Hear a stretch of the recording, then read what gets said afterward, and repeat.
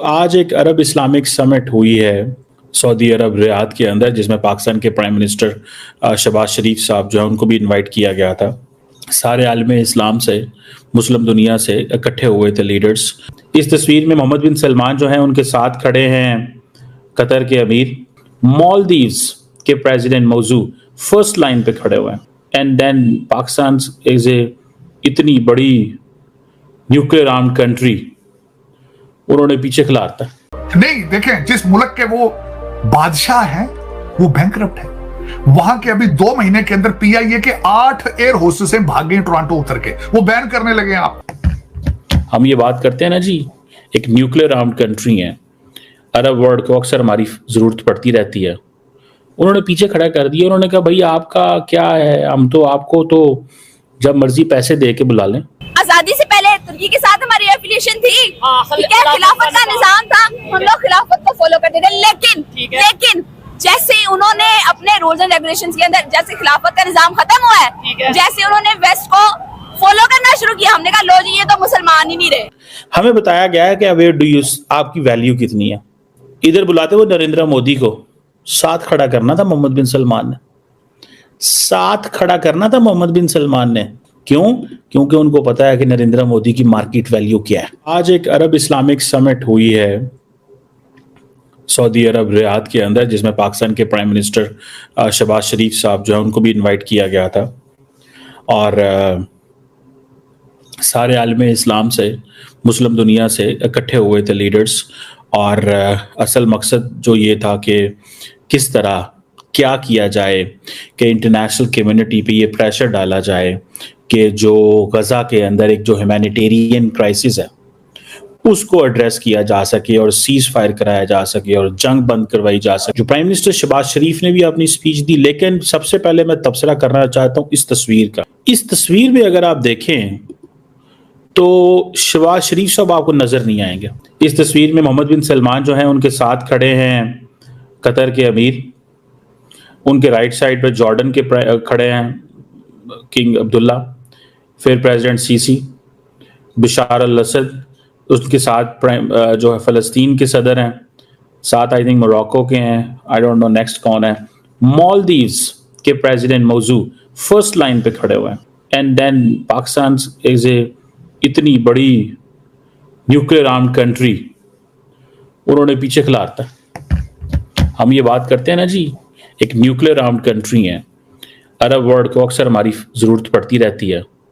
उन्होंने पीछे खड़ा कर दिया। उन्होंने कहा भाई आपका क्या है, हम तो आपको तो जब मर्जी पैसे दे के बुला लें।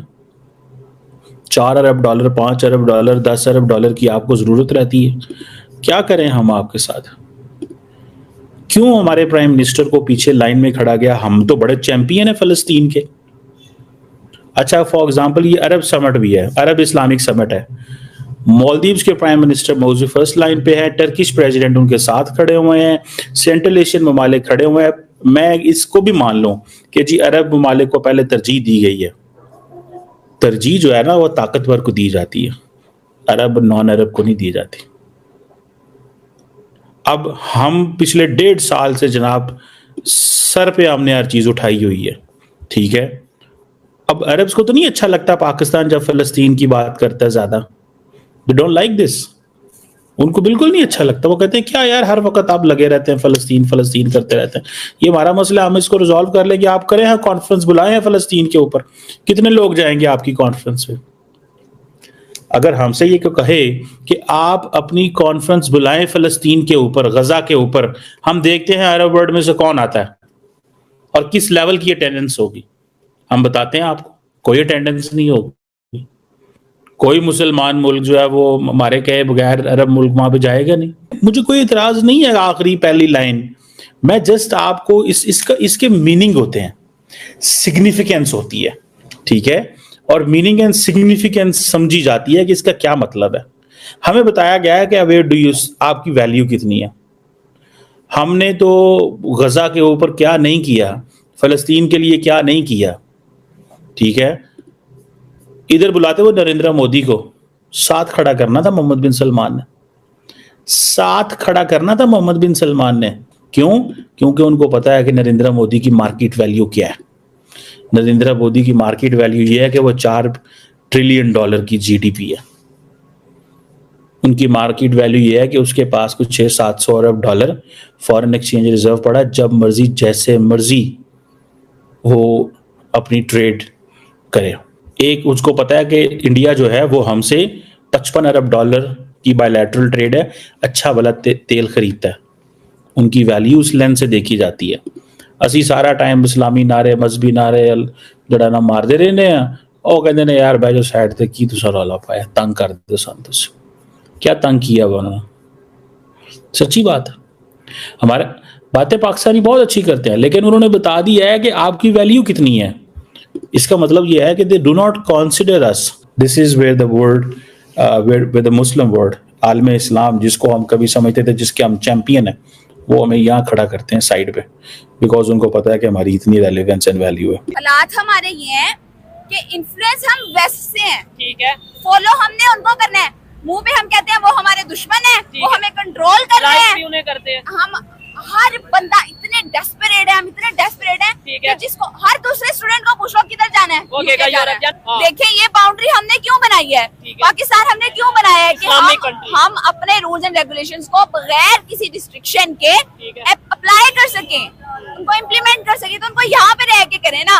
मरे हम इस कदर जा रहे होते हैं कि हमने इलीगल वे से बाहर जाना है, यूरोप जाना है, हमने अमेरिका जाना है, इलीगल तरीके से टंकियां मार मार के बाहर जा रहे हैं, लेकिन फिर क्या है, हमने उनके रूल्स एंड रेगुलेशंस को फॉलो नहीं करना। भाई ये सिर्फ पाकिस्तान के अंदर सिस्टम है।